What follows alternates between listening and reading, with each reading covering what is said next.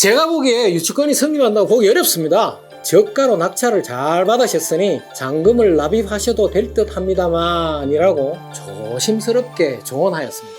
아울러 지금은 잔금을 납입하지 않았으므로 매각 허가 취소 신청을 통해 보증금을 반환받을 수 있는 방안을 모색할 수 있지만 결과는 법원의 판단에 달렸고 무엇보다 경매 낙찰을 잘못 받은 것은 아니니 생각을 좀 더 해보시라고 권하였습니다. 마침 3, 4일 정도 여유가 있기도 했었습니다.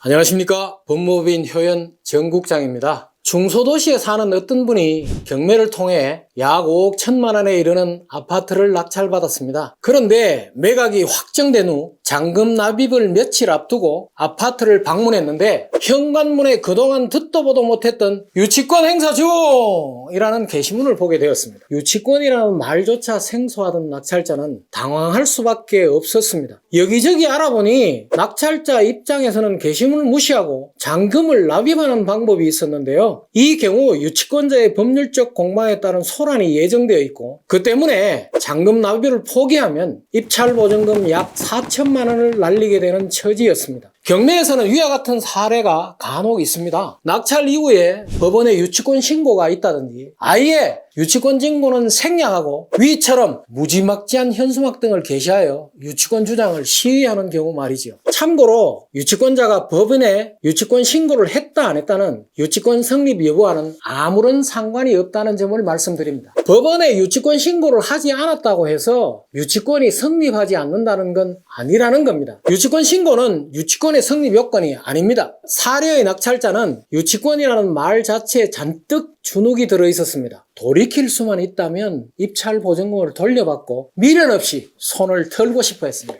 사실 유치권 성립 여부를 판단하는 것은 큰 어려움이 없습니다. 불필요한 상상 비약은 배제하고 해당 법률 조항과 현상을 기계적으로만 비교하면 되기 때문입니다. 현황조사서, 감정평가서, 매각 물건 명세서를 살펴보니 유치권자의 주장은 신빙성이 없어 보였습니다. 아시다시피 유치권은 그 권리 보유 여부에 대하여 부동산 등기와 같은 객관적인 공시 방법이 없고 단지 경매 개시 결정 전부터 유치권자가 해당 목적물을 점유하였는지 안 하였는지가 유일한 공시 방법입니다. 따라서 점유는 유치권의 제1 성립 요건입니다. 그런데 이 사건의 경우 현황조사서 등 서류 어디에도 유치권자의 점유 흔적을 발견할 수 있는 사진이나 기재가 없었으므로 유치권자의 주장은 신빙성이 없다라고 판단한 것입니다. 유치권을 주장한 사람의 저의에 대해서 짐작 한 가지만 생략하도록 하겠습니다.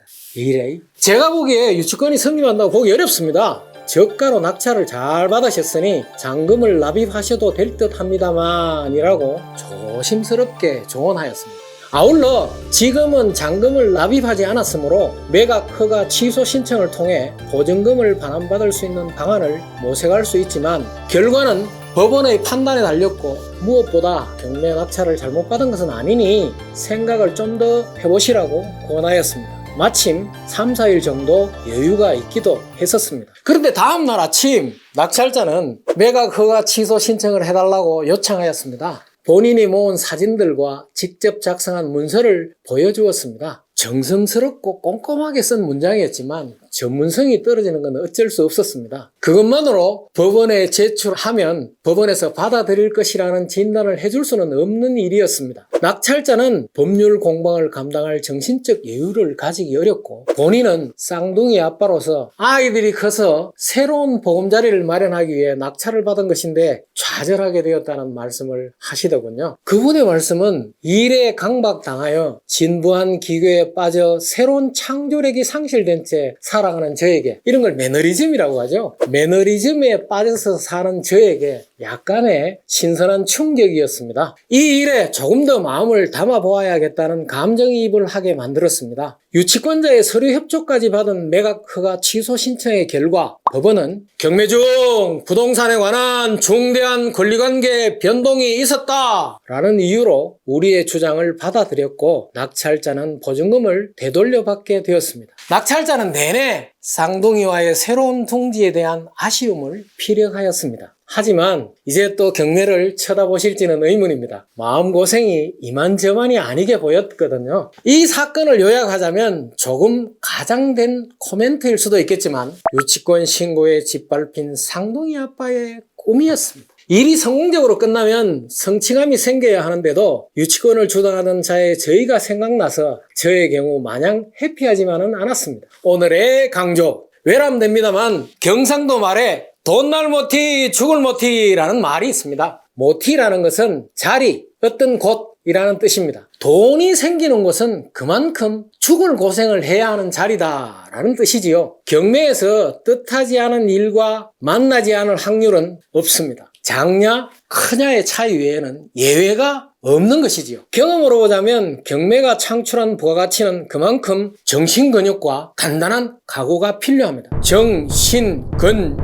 정신근육 단련하십시오. 그나저나 낙찰자에게 감정이입을 하던 순간 오랫동안 잊었던 감성 뭉클 낭만과 만났습니다. 하여 그 사건은 저에게 낭만 경매였습니다.